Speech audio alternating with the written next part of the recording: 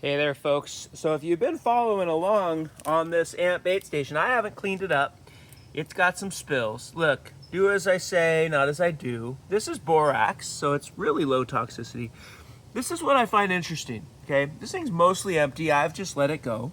There were no ants here for the last, 3 days. Not an ant. Not a one. And then there suddenly are. And I sent you the video the other day of the taro stakes, which is just right around the corner here, right? It's kind of cool to live in an ant laboratory, right? So right over here is taro stakes, and I just threw out some of these entice stations as well. So the taro stakes are still plenty busy, and there's the super highway that's comes and goes along this edger board here, this bender board, okay? So the ants are super busy here, and so these entice are the same. This is sodium tetradihydrate borax. Okay, you put borax in water and you get these different ions or salts. Okay, so one of them, look, those are gel baits inside there. One of them is full of ants, and the other ones are not. So they picked one and they all went to it. So I'm gonna leave them to their peace because they're like, hey, but look, I disturbed them, and now, again, like you saw the other day, they're just boiling up. They're just boiling up. Here's what I'm learning, folks. When you really watch your ant problem, or your ant friends, as these are my ant friends, they are eating toxicants. They are eating plenty of it. There's no question that this is toxic.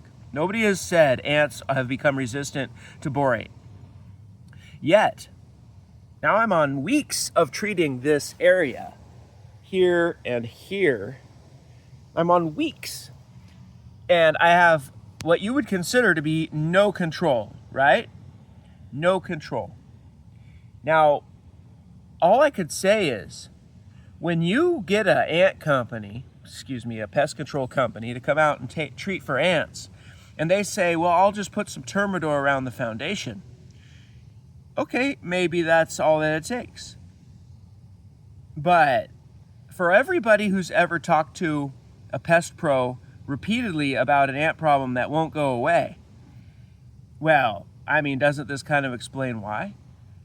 So my thought, and talking with the entomologist, it's confirmed, is I'm probably killing tens of thousands of ants, and it's just barely putting a dent in the population.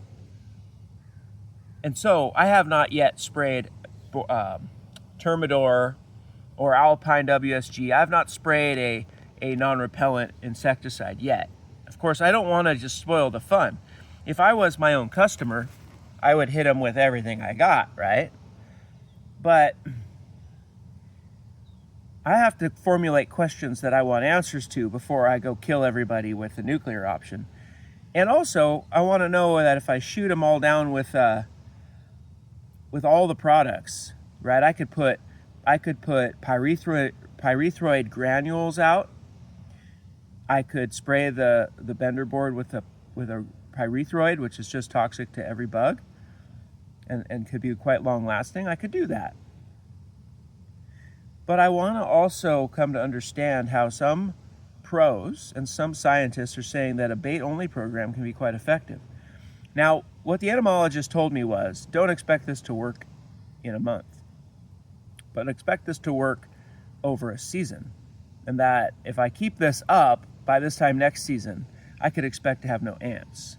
Okay, so that's fair enough, but I would like to see that these bait stations get cleaned out, and then the local population here, like that it's crickets for a while, I would expect to see that. And, I'm not seeing that.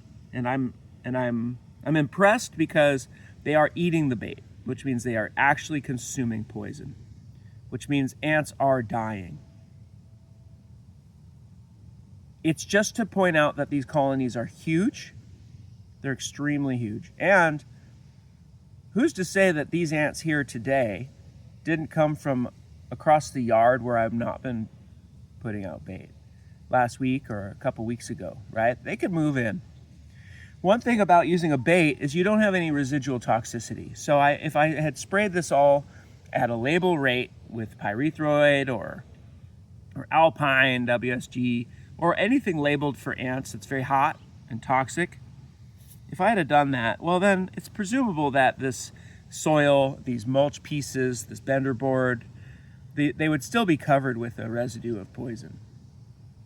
I just say poison because I want you to think about it like poison, right? I mean, we in the industry want to say material. We apply material, right? We're trying to get away from the word spray poison. But look, this is a safe space. We're talking about killing ants with poison, okay? Insecticide. Insecticides today are extremely sophisticated chemicals, but they're not still that far off from basic poison. It just got a lot more scientific. All right, what else could I tell you?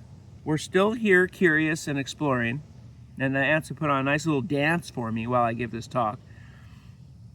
I'd put my face on camera, but I haven't even finished my first cup of coffee, folks. Hey, he's bringing some, I don't know what he's got there. That ant, if you can see that ant, he's got a big old chunk of something. They pick up such random stuff. There was a cool study done. Some entomologists picked up ants on their way back to an ant mound and cataloged what they were bringing back. And it was like mania. They're bringing back all manner of stuff, edible and inedible. It's just like, hey, I got something, guys. Can you use it? No, can't use that. Can't use that little rock, dude. Anyway, all right, well, I'm gonna wrap this up. If you have any questions, so do I, of course, but let's think about this. And yeah, it won't be too long before I come out here with the liquid application and give it a shot. I have plenty of other areas in the yard that are this infested, so it's not like I'm gonna run out of ants to play with.